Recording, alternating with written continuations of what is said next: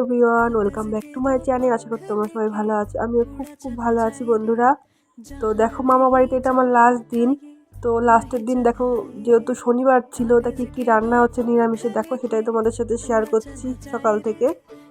তো পুরো ভিডিওটা দেখতে থাকো, আশা করছি খুব ভালো লাগবে। তো দেখো, দুজন এদিকে রান্না করছে, অর্ধেক রান্না হয়েও গেছে। তো মামির খিদে পেয়ে গেছে বলে মামি খেয়ে নিচ্ছিল, আর দুজন এদিকে বাকি রান্নাটা করছিল। ভাই এদিকে স্নান করে আসলো।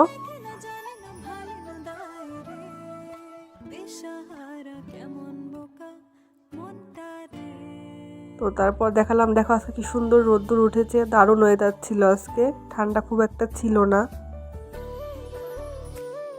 তো আমিও স্নান টান করে একটু রোদ্রে বসেছিলাম। ভাই আবার একটু আমাকে বাদাম এনে দিল, দুজন আর কি ভাত ছিল তাই একটু খাচ্ছিলাম।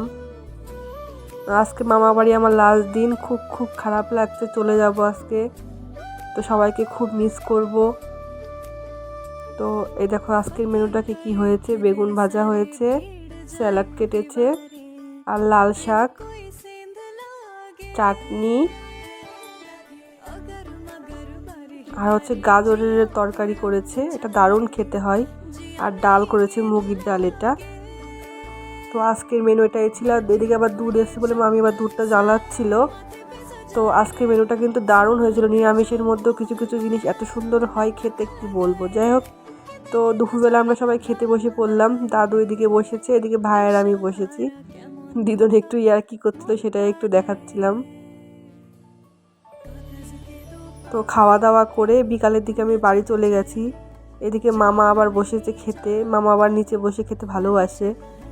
তো মামা একটা কথা বলছিল, তোমাদের সাথে সেটা শেয়ার করতে পারলাম না, পাশে ব্যাকগ্রাউন্ডে ভীষণ সাউন্ড আসছিল ওই জন্য। তো এদিকে আমিও খেতে বসে পড়েছি। তো বিকালে বাড়ি চলে যাব, ওটা তোমাদের সাথে দেখাতে পারিনি, মনটা ভীষণ খারাপ লাগছিল, যেহেতু অনেক দিন ছিলাম, সবার খুব খারাপ লাগছিল।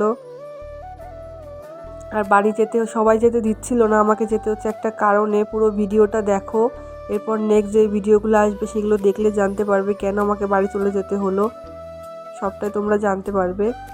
তো আজকের ভিডিওটা জানি না তোমাদের কেমন লাগলো, খুব ছোট হয়ে গেছে। ভালো লাগলে একটা লাইক করে দিও, সবাই এভাবে ভালোবাসা দিও। আজকের মতন টাটা, বাই বাই।